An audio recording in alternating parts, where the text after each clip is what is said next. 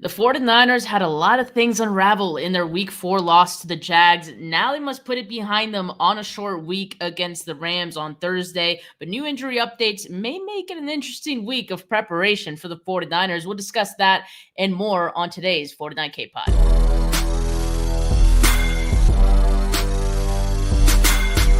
You're listening to the 49 Carats Podcast, a 49ers Goldmine production with Stephanie Sanchez.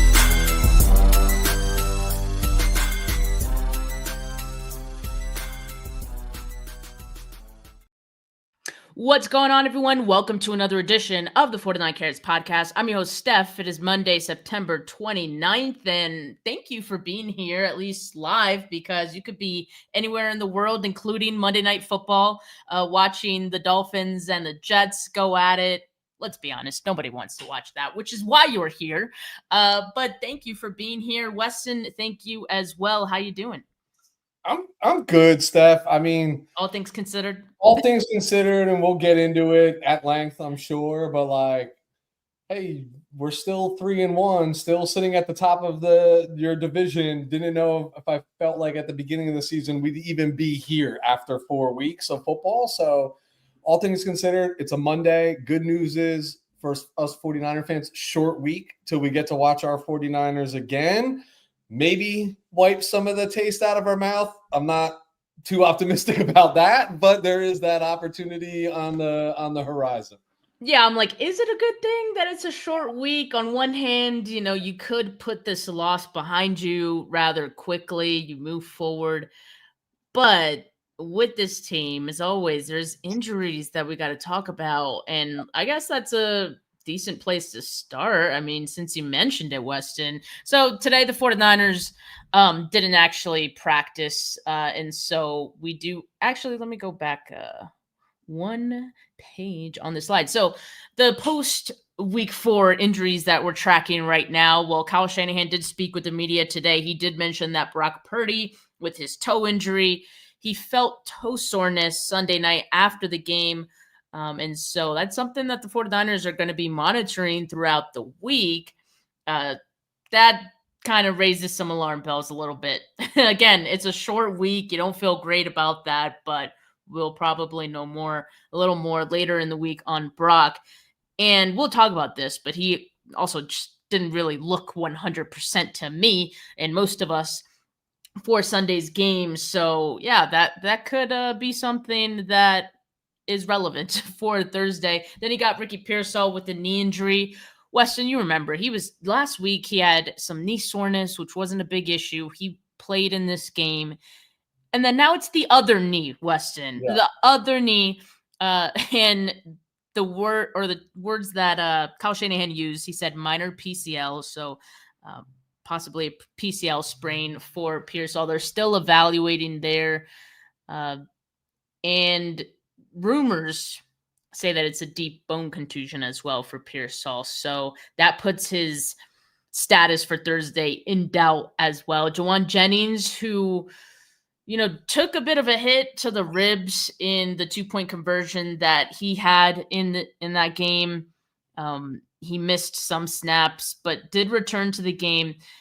The 49ers still evaluating him. No update. The fact that he returned, usually that's like a decent sign, but also after the game things can swell up, the adrenaline wears off. So we'll see how Juwan Jennings is feeling tomorrow, I guess. And then Renardo Green, who was out on Sunday's game, Kyle Shanahan did say we'll see how he feels throughout the week, but again, on a short week makes it a little dicey. CJ West, who missed this game with the broken thumb, no update on him, and as well as like Mac Jones, no real update on him either. Malik Mustafa, Kyle Shanahan did provide an update on him. He said that the hope is that he could start practicing after week 6. And, sorry, Weston, I'm like babbling here. No. One last thing. So on a short week, Monday is the day that 49ers don't practice on Monday, but they have a projected practice report, right? Like if they did practice, this is what would have happened kind of thing. So the players that they had listed as would not have practiced: Brock Purdy, Ricky Pearsall, Juwan Jennings, Jordan Watkins, Robert Beal Jr., Yetur Gross-Matos, and CJ West. Some of those aren't surprises because they were on the list of names we just rattled through there. And then on the players that would have been limited if the 49ers had practiced today, they listed Mykel Williams, D. Winters with a knee injury, and Renardo Green with neck. Do want to note Mykel Williams now with the oblique injury. He had a wrist injury last week, played in this game. Now there's an oblique injury popping up for him, so something to keep an eye on this week. The one thing I want to mention here is where we bring it back. Mac Jones listed as a would have been full participant. So that makes things interesting given what we know now about Brock Purdy, that he's dealing with some, extra soreness on that toe. Do we see Mac Jones possibly play in Thursday night's game? It's possible. It's possible. Look, I mean, the news just keeps getting worse on the injury front, right? Like there's no improvement. So that's why I say, like, while Thursday night can prove to be its own challenge, getting enough people suited up to play for this game, let alone the outcome of the game at this point, probably coming at an ideal time, right? Because then you can feel confident you get a mini bye, essentially, right? And we know there should be reinforcements to follow that. So maybe this short week, while doesn't necessarily feel like it aligns well in the win-loss column, probably aligns pretty well in the recovery timeline that this team would need coming out of this. But I am most intrigued on this Purdy, Mac Jones, and I know we'll talk about this in a little bit. Like, would the result look different if Mac Jones played this week because Purdy was like banged up? We'll debate that ad nauseum, I'm sure. But I feel like this is like, could this be like, who do the Rams have plenty of tape on? Brock Purdy, right? Like, and plenty of experience with. Who do they have limited tape on? Mac Jones. Not that they can't go get it, but that, I mean, like McVay has seen with his own eyes, right? Like twice a year, has not had a ton of success against Brock Purdy led San Francisco. Like, maybe that little wrinkle is enough to throw him off the game, and it is a real possibility, because what I do know from watching this game is and what I'm reminded of is probably the better word, is that the toe is a really funny injury. What I would say is it looked like it really affected Brock planting and throwing, but it looked like it had no effect on Brock's mobility in the pocket, out of the pocket, on the go. To me, like, I felt like he was still able to do some things, buy some time, get creative, like off script a little bit, where it wasn't as obvious as like Mac Jones' knee at the end of week 3, right? Where like the guy could barely get in and out of the huddle and was just like gutting it out through the game. But I think it was very obvious, especially just like the way that he was sailing some of the throws. To me, that means you're not people. Professional athletes will tell you all the time, their feet are their most valuable possession, right? Like them dogs control everything that you do. And it just was like evident he couldn't grip, right? Like it was just like he couldn't grip it and rip it, which means the strength's not there in the toe. So what do? Could he probably play the rest of the year? Yeah. But is he going to play to his ability? Like probably not. You know what I mean? Like, so it's almost like, what else do you do, Steph, besides like chuckle a little bit, because you every week you're like, please just like, and then you in mid-game, you watch Pearsall go down. You watched it happen. Yeah. You watch Jennings. I mean, Mark Sanchez, bless him, described this perfectly in the Gamecast of like, that's the old boxer's punch. And as somebody who used to spar and throw some hands back in my heyday, like that was a quintessential rabbit punch to an exposed kidney. I'm shocked he even came back out on the football field, let alone like wasn't taken off with like a ruptured spleen with the way that he got hit, fully extended. So the hits just keep on coming. Like this is nothing like testing the resiliency of a football team. Indeed. And like, let's just dive a little deeper into this Brock Purdy thing now, because I think what I want to do in today's show is just talk about, well, whose fault is it? Yeah. Is it fit? Because, a lot of people are saying, Brock Purdy, he's the one to blame. Is he the only thing to blame? I don't think he is, right? No. I think at the end of this discussion, we'll have a percentage, for each thing that contributed to this loss. But I think it's pretty clear a lot of things did. Brock Purdy, I think, holds the brunt of it. I mean, 4 turnovers in the game, and 3 of them come from, the quarterback. Usually, it's not going to reflect very well on him. So 3 turnovers, 2 interceptions, and the 1 fumble that essentially helped, seal this game. So I want to talk about the turnovers really quick because that's now 20 interceptions in Purdy's last 19 regular season starts. I know we look at last year and we say that's a very forgettable season for Brock Purdy. He just wasn't himself. But what if that is him? Like, I don't want to think that, right?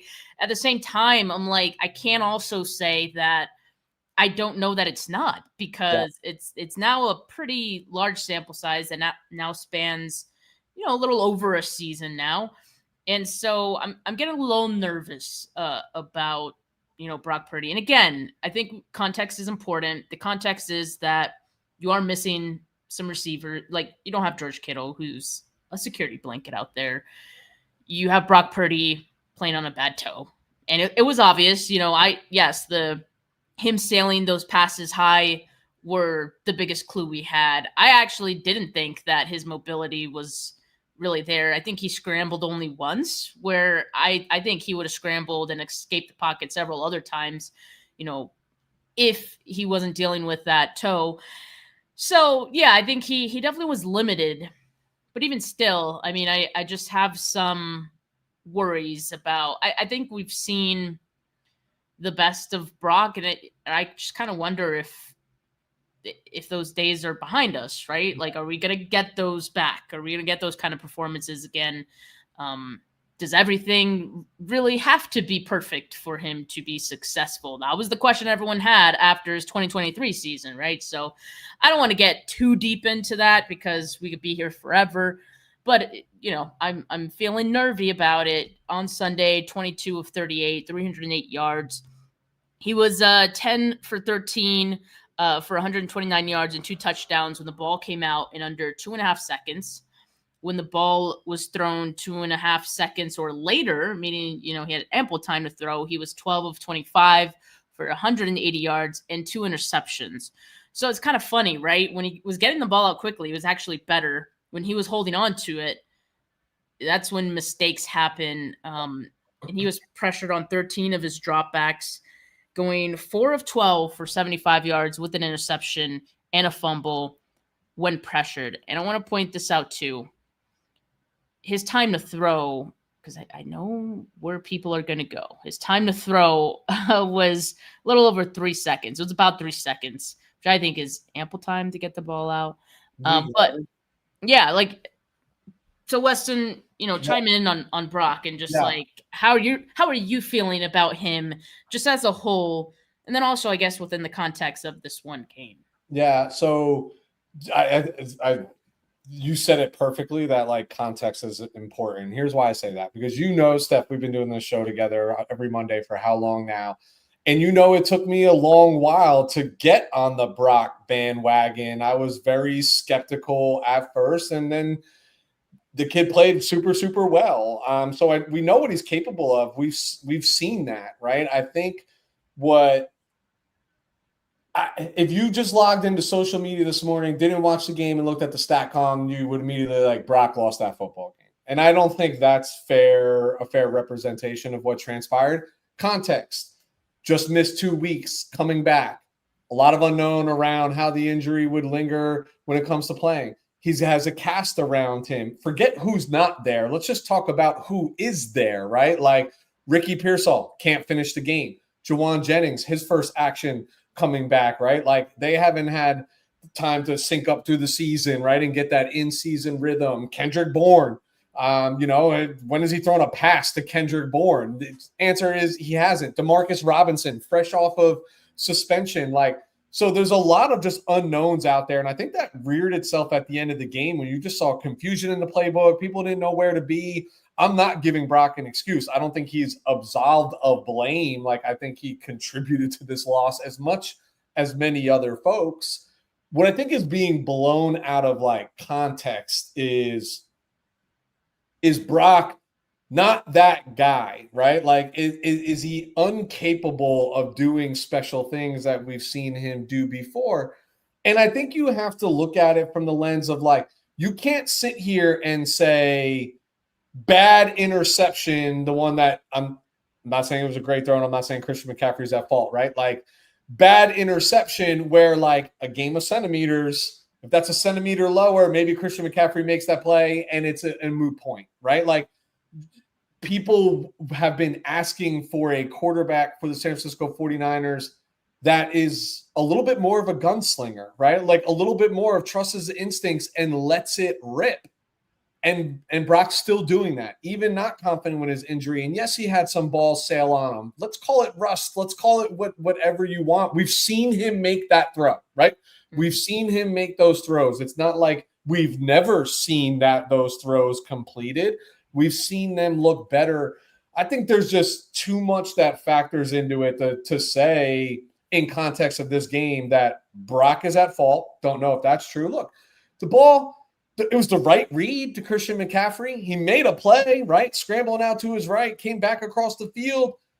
Unlucky on all accounts, right? Like the Luke Farrell turnover, unlucky, right? Like I think where I am most pressure on Brock that I don't love is I don't buy, like, I don't care if that final interception was tipped or not. That was not going to wherever he intended it to go to. Yes. Like, that was not happening, period, point blank. Like, if he was trying to go short to McCaffrey in the check down, he was sailing it, right? Like, if he was trying to go the next layer, it was way off. And a little deflection of a pinky.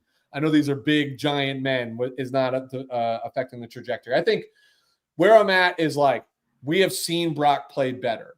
The question now becomes, is you take the back half of last season compiled with what you've seen so far, there is evidence mounting that, like, is he a $260 million guy, right? That's what it's worth.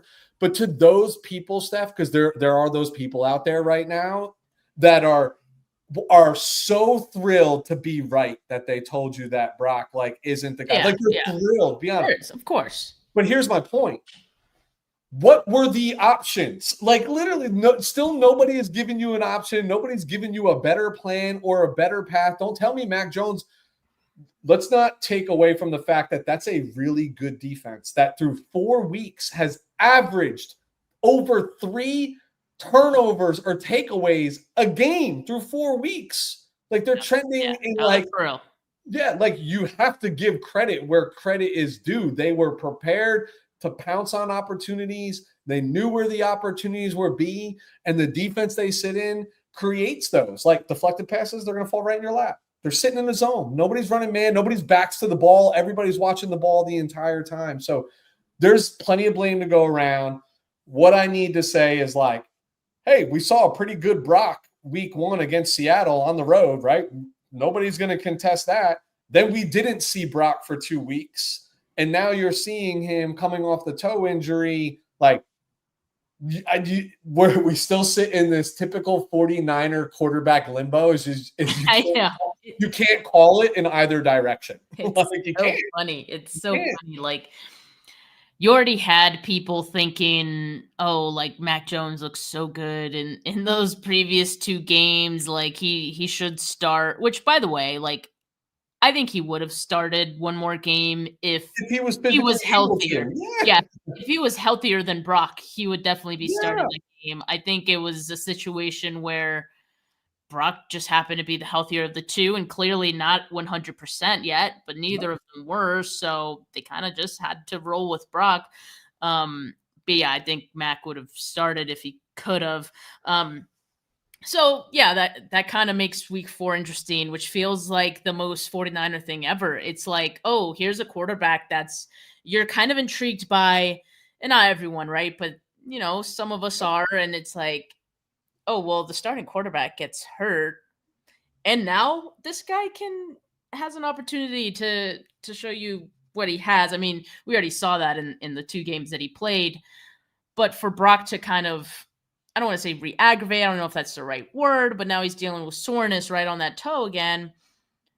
I don't know. It just feels like the script writers stop giving us the same plot, okay? Like, we've seen this story too many I times. just see Super Bowl at the end of all of this. I'm like, you wouldn't make us go through it if there wasn't light at the end of this tunnel, right? Like, that's a rare page for me to turn, Steph, because I'm normally the negative Nancy of the group when it comes to these things.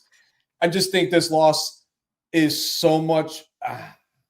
Look, there was moments in this game where you thought it was done, and they still battled. They were still resilient. They still had an opportunity to win the football game. Unlucky in unlucky moments. There are other things that I can point to that are just egregious that I would argue are bigger benefactors to the loss than Brock's play, if I'm being honest. The Jags did want to give this game away. they For wanted. Sure they did. They're a team that's like dancing with being pretty bad, but their defense is, as you mentioned, impressive. So, Weston, I have a list of things that I want to talk about this game, but you said like there's some egregious things. What's the next one for you? It's the offensive line. It's the play of the offensive line, specifically our all-world Hall of Fame left tackle that has just not felt like he's really showed up yet this season. I'm not blaming the players. I'm blaming the cohesive unit, right? Like you got young guys in Colby and Purdy. Like, Purdy is obvious has regressed since last year. I think Colby's got his better football is definitely ahead of him than what he's playing right now, but he's being thrusted into this moment as like a young guy. But they're just collectively not on the same page. And then, what does that affect? The run game. Got it. Now what does the commentary become? Christian McCaffrey is slow and old and blah, blah, blah. It's like, really? He just doesn't even have a lane. Like, he literally doesn't have lanes to cut through and explode through. And then you want to fault a quarterback who is in uncharted territory. We've never asked Brock Purdy to throw the football 40 times in a game, right? Like, that's never had to be a thing. Yeah. But if you want more comfortable fronts, you have to threaten with throwing the ball on first and second down. But if you take players out of it, if you take the run game out of Kyle Shanahan's offense, you might as well just take 3 knees and punt. Like, because that's what he does. That's what they do. Like, they run the football well. Now, I'm not naive. George Kittle being out is a significant piece of this running game being stalled. Like, we know what he does in the pass game. We've always known what he does in the run game, but now you're seeing it firsthand. And this eliminates the outside zone scheme. This eliminates a lot of things that Kyle wants to do because George was so good. When you had Trent Williams moving to his left, when you had Kittle moving to his left, and then Juice on the outside of that, and those 3 guys getting up to the multiple layers, and then Jennings and Ayuk out there blocking, big things happened in the run game, and we just haven't seen those things. So I would go offensive line, and I would still want to take this time to point out that apparently it doesn't matter who the special teams coordinator is. They can't do the job in San Francisco. One thing at a time. We'll get there. We'll get there. Don't you worry. On the offensive line, I think the best way to describe them is just inconsistent. I don't want to come here and say that they've been bad because I truly don't believe that. If you look at Brock Purdy's time to throw, and even when Mac was a quarterback who doesn't move from the pocket, his time to throw was acceptable as well. And in the 2 games that Brock Purdy has played, his average time to throw is, like I said, 3.04 seconds. That's 5th highest in the league. Generally, if your offensive line is giving you that much time to throw, you should be able to operate within that, right? So there's something else going on here. It's not all on the offensive line, but again, context is important. They definitely have not been consistent. I mean, in this game on Sunday, they gave up 16 pressures. Colby, 5 pressures. I mean, we talked about it. He's definitely has his work cut out for them. The game's moving at a high speed for him. This Jags defensive line, there are no slouches either. No, they're not. Trent Williams, I think, is the one that we're all kind of like somewhat surprised by. 4 pressures in this game. Was it the Jags defensive end, is it Trayvon Walker? He exited this game pretty early, Yes, but he did. Yes, he he did. did. Trent had some trouble with him early as well. McKivitz and Pooney had 2 pressures that they gave up each. Um, so yeah, I mean, and then say what you want about Brendel too. Like you see Yeah. some things from him once in a while. So like that's all to say. I've seen misses from everybody on this line at one point or another, both in the pass game and in the run game. The run game has been absolutely atrocious, and that's the thing that to me maybe is the most egregious of all, because it's something that we just haven't seen with this offense before. Yeah. And so now you're asking your offense to operate in, I don't know, conditions they really haven't had to before, at least not like this. And it just feels like defenses are attacking the 49ers in a specific way. And then also, you're not seeing this run blocking be very good. 3.3 yards per rush. The 49ers are averaging right now. That is 31st in the league through the first 4 weeks of the season. Christian McCaffrey averaged 2.9 yards per carry in Sunday's game, 25% success rate for CMC on the ground on Sunday. That's not good, by the way. 25%. Oh. It sounds like it might be positive. No, it's not. So this has just been absolutely terrible for the 49ers. No rushing touchdowns this season. I mean, that is so weird to say for this team. And I think it's having trickling effects to other things. And I think we kind of pointed to that in the first 3 games as like, hey, this is great. We're winning games, but like that right there is not sustainable. Like they better fix that, especially after Nick Bosa went down. You're just like, hey, like the offense is going to have to help this defense out a little bit. You're going to have to score some more points. Well, things aren't working out in the red zone either. And you remember that was a big problem for them last year as well. Well, this year that problem has followed them. They're tied for 5th worst in red zone efficiency. 42.9%, 4th worst in goal to go situations. And their touchdown efficiency with that is 37.5%. Red zone conversion, they're 27th in the league. So it's been bad. It's been bad for them. And again, I think the run game has a trickling effect to the red zone. George Kittle not being there, I think, has an effect on both of these things directly. And so it's just been tough sledding. 49ers should have drafted Jackson Haas, who's now blocking his butt off with the Bills. You'll hear his name if you ever watch a Bills game. They're saying his name in the broadcast as a rookie, as a blocker. Like that's a good thing. Anyway, I'll get off of my draft crush, but man, I mean, didn't they tell us that Luke Farrell was going to be like such a good blocking tight end? I mean, I don't know. I don't have answers right now for the 49ers run game, but with so many things kind of being the issue there, like small things, right? Like we kind of pointed to them. It's not just one person, it's not just CMC. It's not just one person on the offensive line. Like that makes me kind of worry even more, because like you kind of have to, those groups need to come together.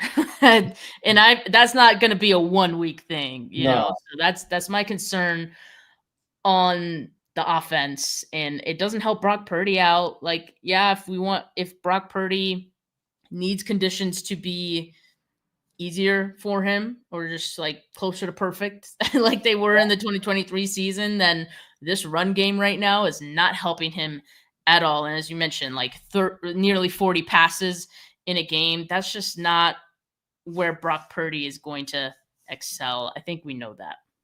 Yeah, look, I mean, it's worrisome. We've talked about it all the time about not addressing like the O-line.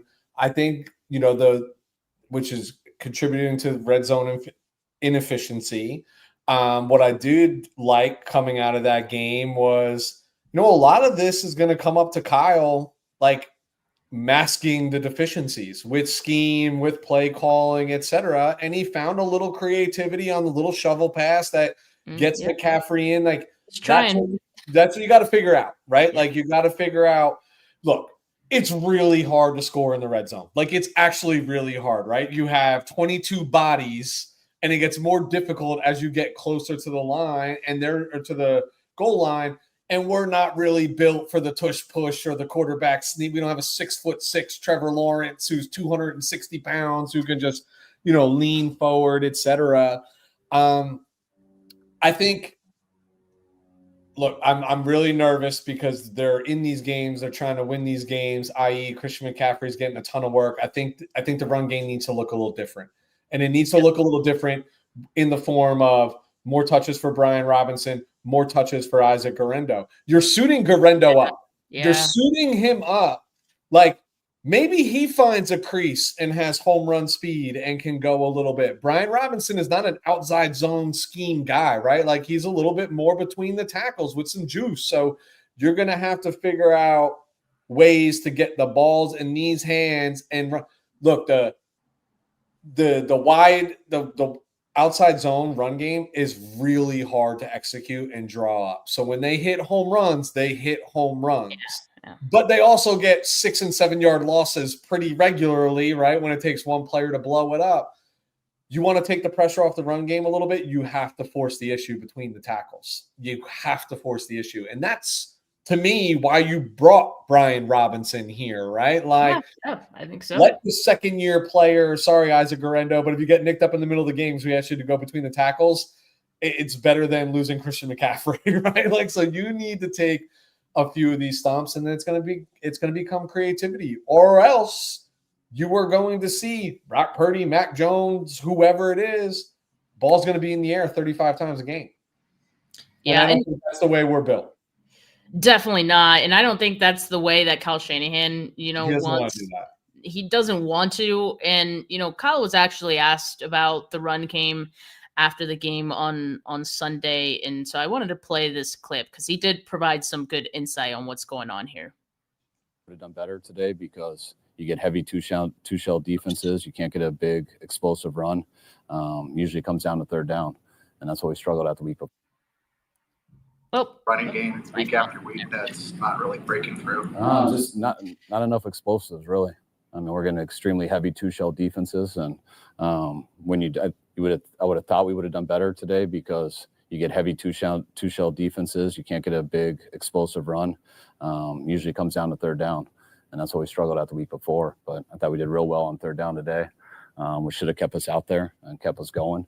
That's what's so frustrating with the turnovers that we had.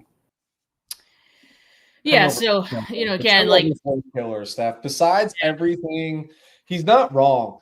I mean, I actually do love listening to Kyle speak because when you get a real answer from him, you get like true football insight.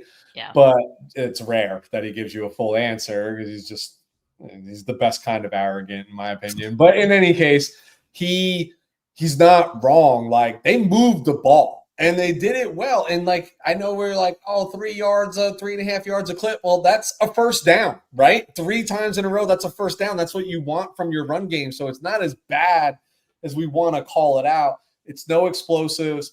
And then when they would move the ball, the turnover. If you think about those turnovers, they were while they were moving the ball. I mean, the Luke Farrell one looms large. Like, they were really moving the ball on that drive, and then boom, right? And those are drive killers. And I know I'm skipping ahead, but we had those opportunities too on defense. Difference was Jaguars capitalized. We did not.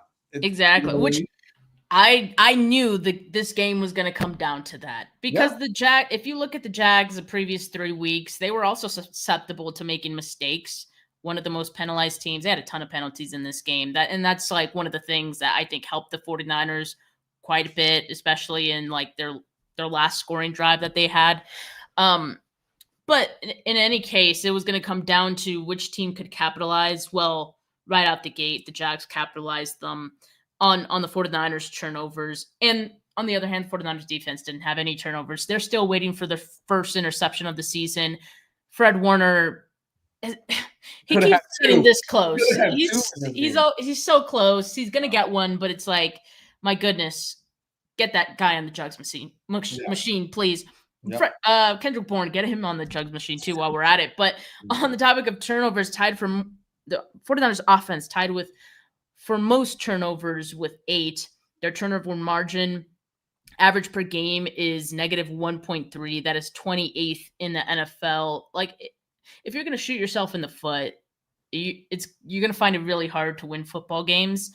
And again, like you're playing against a team where those things mattered, right? Yep. In the grand scheme of things, it mattered. And then also like on drops, right? Like Kendrick Bourne, 3 drops. You talked about the fact that obviously Brock, it looked very clear like Kendrick Bourne had never caught a pass from Brock Purdy before. Not literally. I'm sure they have a few times in this week, but like clearly not enough to have any chemistry. Like at least for the first drop, Bourne even looked surprised by like the pass. Like, oh my God, like what? How did I drop that? That was weird. 11.1% drop rate against the Jaguars for the 49ers. That was 4th worst by any team this season. And so you look at that, you look at turnovers, and again, like you're just going to keep finding it really hard to win games that way. By the way, the Kendrick Bourne drop out of those 3 that I think felt the worst, it definitely like was a big momentum swing. It was like a 3rd and 9, I believe. And then the 49ers punt. And that's the one that the Jags get the punt return touchdown on, 87 yards. The first one they've allowed since 2017. So that's a good segue to special teams and what blame they could take in all of this as well. Special teams has been a huge issue for the 49ers for as long as I can remember, Weston, but new special teams coordinator, same problems. You know, I'm at the point, Steph, with special teams, just keep firing them. Because apparently they don't matter. Apparently they don't need time to acclimate to just – and it's not just the punt return, Steph. It's not. And I know Eddie Pinheiro has been a revelation in a couple weeks over Jake Moody, so I'm not even going there. It is coverage on the special teams. It is punt coverage. It is kickoff coverage. It is kickoff return. It is all bad. I don't even want to look at the stats, but I guarantee take turnovers out of it. Just kickoff and punts, I would bet that we give up the league's worst average starting position, you know, for the opponent. And then vice versa, we have the league's worst starting position after kickoffs. Like I just can't I don't have an explanation. I don't have an understanding for it. But like when we kick, I'm at the point, just kick the ball in the end zone. Let them take it from the 35 every time. Just let your defense do the rest, because clearly you can't be trusted to do anything right. Yeah, that's how we feel about the special teams right now in the coverage units. They also allowed a 54-yard kickoff return in this one too, in addition to the punt return touchdown. 26 yards allowed per punt return. That's what the 49ers are averaging. Punt return, that is disgusting. That is terrible. 26 yards allowed. That's 31st in the league, by the way. So, and yeah, if you look at like the special teams EPA numbers, I'm pretty sure the 49ers are ranked last. At least before this game, they were. So I can't imagine that's changed much. It has improved. It definitely has not. So yeah, that continues to be an issue, and it just felt like, Weston, like every time where this team was starting to show some life, something else just shot them in the foot. Yeah. You know, like they just couldn't get out of their own way, which is not what we were saying about them in the previous, 3 games. No, what I would say that there are similarities in this game versus the 3 games is they didn't quit, right? Like they didn't quit. They still made this a game. There was still opportunity to go win this game, which means some things were done right. You know what I mean? But like, I think I don't want to take any credit away from the Jaguars because I thought defensively, they were just they outcoached Kyle Shanahan, in my opinion, right? Or their players definitively outplayed, our offense. So I don't want to take any credit for that or take any credit away from that. I just feel like what's the word that I want to use?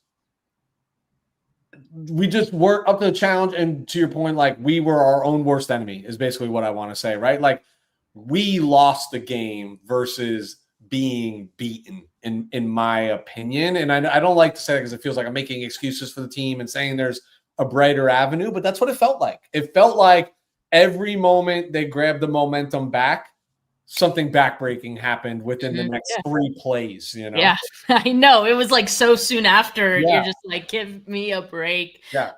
Yeah. We haven't talked too much about the defense, and that's because, like, honestly, I don't feel like they have that big of a hand in this loss. I think they were behind the 8 ball from the get-go with the early turnovers, which put them in bad spots to begin with. You're asking a lot from your defense, putting them in those positions when this is their first full game without Nick Bosa, and still, especially in the second half, I felt like the defense did put them in positions to get something going. Like, they were giving the ball back to the offense. What Yep. was it? Like, there was a stat that they showed on the broadcast that after the half, I think until a little later in the game, of course, like in the fourth, the 49ers defense forced several punts in the second half. So I won't really listen to a serious argument that the defense is to blame for this one. But there is something that I think we figured would be predictable in this game. Yeah. That they were going to have a hard time getting any pass rush. And that happened. 0 sacks, 0 QB hits on Trevor Lawrence. That's the first time the 49ers have accomplished that since 2015. Huff only 2 pressures. Michael Williams and Samo 1 pressure each. Trevor Lawrence was pressured on a league low 18.8% of his dropbacks. He faced pressure on just 4 of his 31 dropbacks. So, obviously that's not going to get it done. The 49ers, even when they were blitzing, they blitzed 6 times, and that was their lowest rate of the season, which was a little surprising, just given that you figure you'd need some extra juice to get some pressure. But Lawrence was still good even when they did blitz. He was 5 of 6, 35 yards and a touchdown. So not ideal for the 49ers defensive line. We knew it would take some time for Saleh to figure that out. Yeah, I listen, he's still adjusting to life without Nick Bosa. Like, it is that simple. We all are. It's funny because I have the same set jerseys that I bring downstairs out of my little man room here, and I hang them like in one of the walkways to go through, and Bosa's one of them because that was what my wife, and now we don't touch Bosa. He just hangs in the rafters, and like you stare at and you're like, well, I wish one of us had that on. Steph, my household, we're just ridiculous. But in any case, like Sal's still figuring out life without Nick Bosa, definitively going to take time and creativity. But I think there's some other things that you mentioned, like a season low, like blitz rate and things of that nature. Let's not talk about how not having Renardo Green out there takes away some things. Now you have to compensate for coverage with Darrell Luter because that's just a liability out there at corner right now. Fine. I thought he did fine.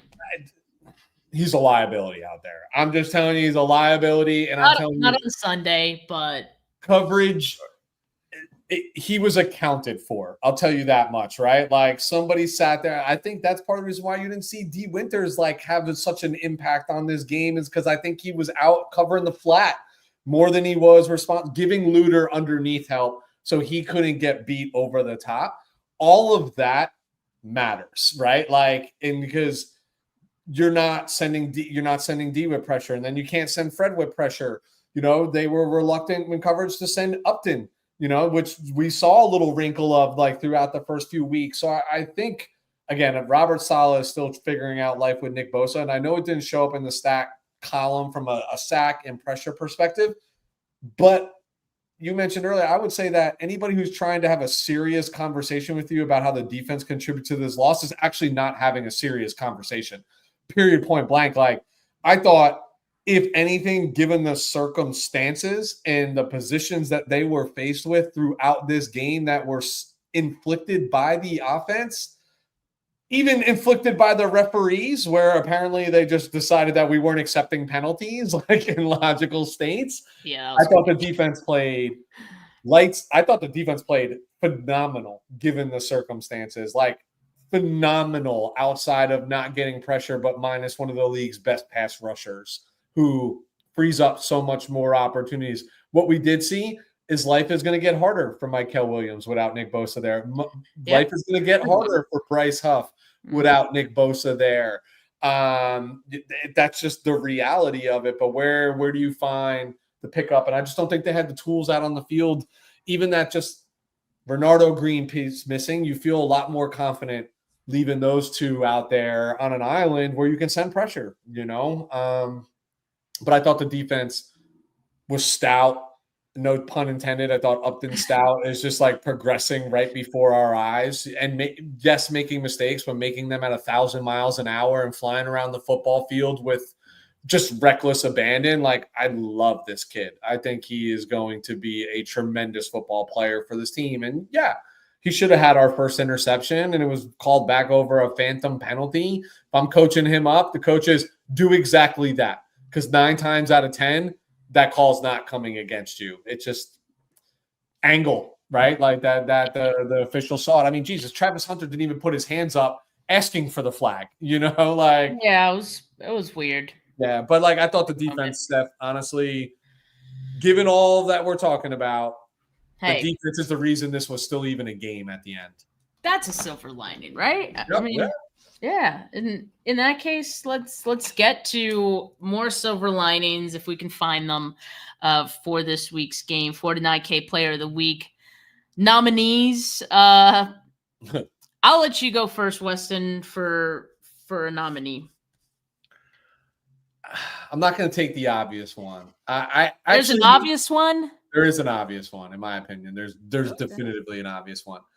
I'm going to say Jake Tonjes. I want to put out here, and I'm reaching because I'm trying to give the offense some love in this moment, but it does very much feel like this is a hidden gem that they have found from their practice squad and through everything that I think he's a better blocker right now than Farrell is, if I'm being honest. And he's clearly comfortable in the pass game. I'm actually insanely excited to see him and George Kittle on the field at the same time, because I think that's the look you're going to get. I think that's the look that you're going to get going forward. And if the offensive line is still shaky, every quarterback's safety blanket's a tight end. It's going to be nice to have 2 of them that feel like they're really comfortable with the ball in their hand. I really like what he looks like after the catch. Like he gets north, he moves, he's a big body, he's not going to go down easily. I just think he fits. Yeah, it looks natural. Looks natural for him. Yeah, and he finds the end zone for the second time so far this season, which means he's got more success than anybody else on this freaking football team finding the end zone right now. It's a fair point. That's a fair point. Yeah, if you want to give love to the offense, I mean, Jake Tonjes is definitely not a bad nomination there. Definitely has contributed as best he can. He had 3 catches for 58 yards, including the touchdown. So he's been a reliable target, through the first few weeks of the season. He's not getting the ball that much, but when he does, I mean, good things have happened. So we'll take that. Honestly, I fully expect him to be a big part of the scheme on Thursday. Short week. Yeah. Not super banged up. I wouldn't hate it. Or has to be a part of it. They need someone, right? Yeah, what do you got to lose right now? You know what I mean? Like you got to throw a curveball here. You got Pearsall. You got Jennings, banged up. Yeah. Might just be the Tonjes show out of necessity. Jake Tonjes wins a conference game. Do it. Or division game. All right. Well, I know that who I have is not going to overlap with anyone you have, because you kind of crapped on my player a little bit. That's Darrell Luter. I thought he actually did pretty good, and here's why: because I give credit to players who are thrust into starting roles. That's always scary. And going into this game, Bernardo Green obviously not available, so Darrell Luter is going into a secondary that's already been tested quite a bit through the first 3 weeks. You had to have figured that the Jags were going to attack this young secondary, right? Yep. That's a scary thought, especially with no Nick Bosa. You knew Trevor Lawrence was going to have extra time to throw. So I was like, okay, this is bad. And we have a backup corner, out there.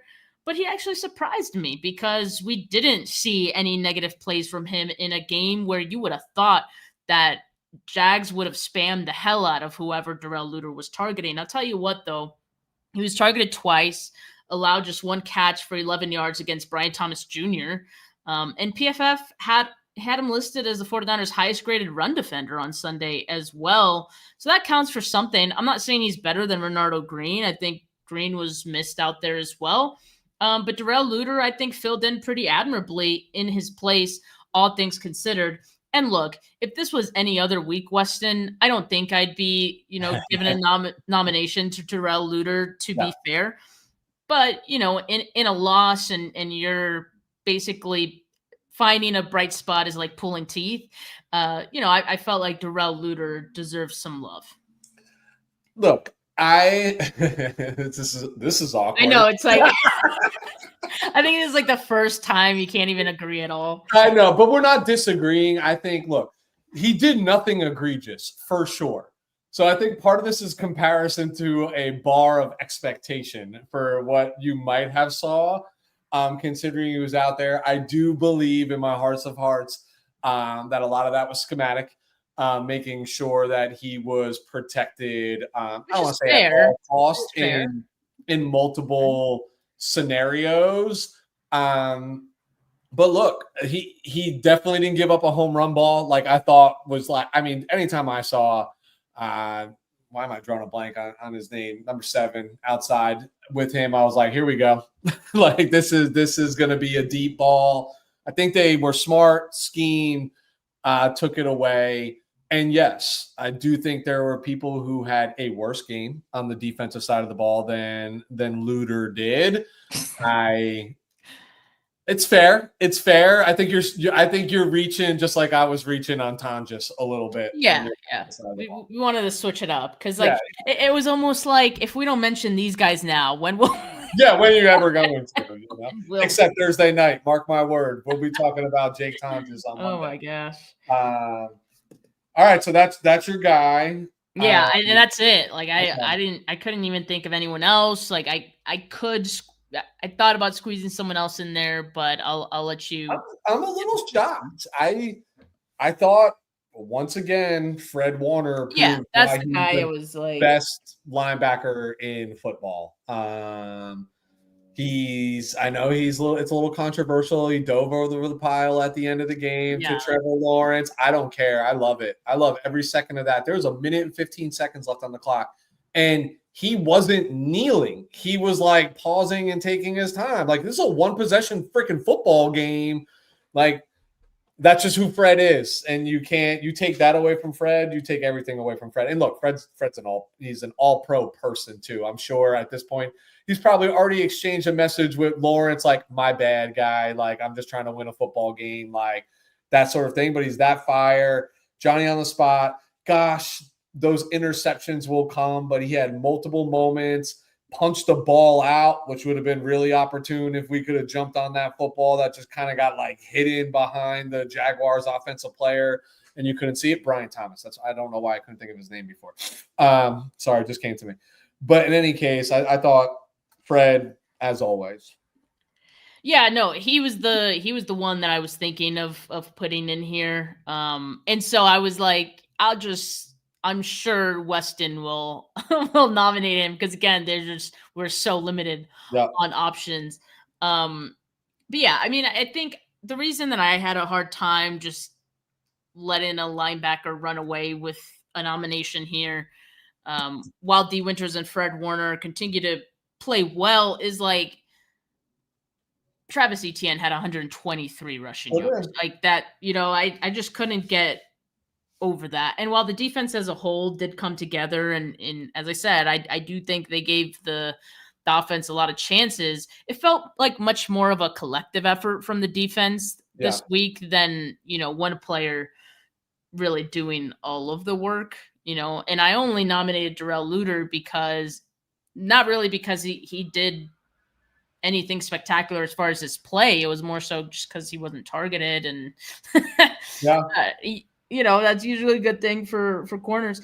But yeah, but I love the Warner nomination. So we got 3 names. We're like, yeah, I don't know who takes this, Weston, but I also don't know how many people we have on live because again, there's a Monday Night Football game happening right now, so we're competing You with know that. what, Steph? I was thinking about this, like, timing of the show, squeezing between the 2 Monday Night Football games, coming off a loss where like Twitter is just. Online 49er world, social media 49er world is like in turmoil after a loss here. So I'm not surprised nobody wants to really rehash and relive what we went through just yesterday. But guys, when you come back and watch this, the team, as of when you watch this video, is still 3-1, is still sitting on top of the NFC West. If you're going to lose a game, it's always good to lose them out of conference. That's what happened here. And we could talk. I don't believe they fell victim to the trap game, but you can align so many things here to say that, like, this felt like it was probably going to be the unexpected L before we even got there. Yeah. Yeah, I mean, I knew it was going to be tougher than the previous couple of games. As Christian McCaffrey said, he had a pretty good quote this week, right? That he said he's never been on an undefeated team. My first thought was, well, of course you haven't. You came from the Panthers, my guy. But the second thought was, yeah, I mean, you're right. Like no team, it's happened before, right? The undefeated seasons, but it's very, very, very, very few and far between to where that's really not that anyone's expectation. So you drop one game, your world isn't falling apart as a player like it is for us fans. Like the sky is falling for us, but I could see a scenario in which, next week we're like, remember when we were freaking out?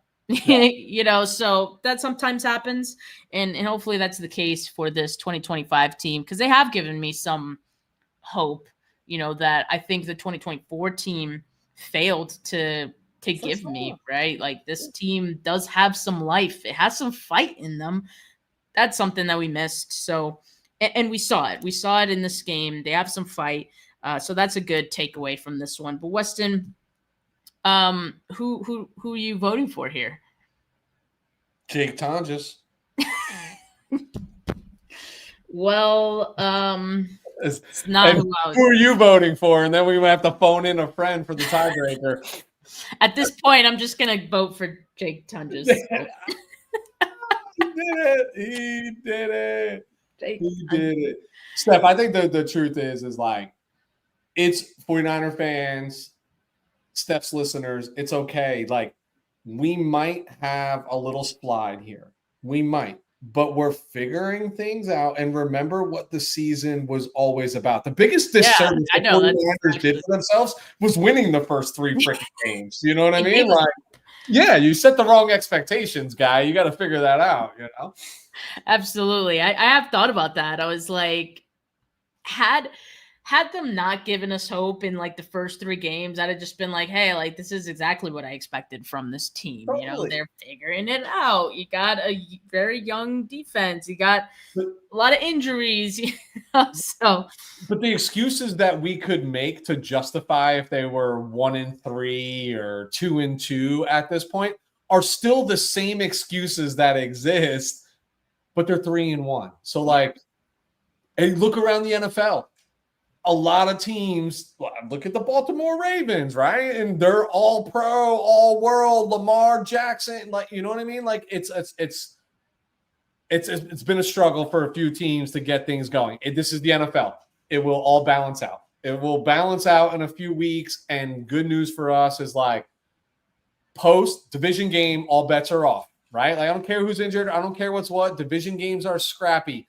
Like, they're scrappy. They're a different beast. And then you get a nice 10, 11-day reprieve before your next game. That could be very much what the doctor ordered for this football team.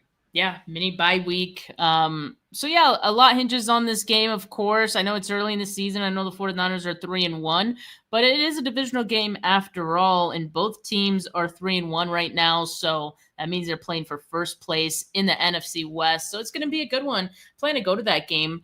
So as far as my show, I do plan to still do my show with Wayne on Thursday, and then I'll see if I could get a post game in after the game, maybe later that night. But make sure you guys subscribe to the channel, hit that notification bell so you know when I go live, not just Weston's, but mine as well. Make sure you like this video. Audio listeners, leave a rating, leave a review. Again, appreciate all of you that tuned in live. You guys have fun watching the rest of the Monday Night Football games. But for now, peace.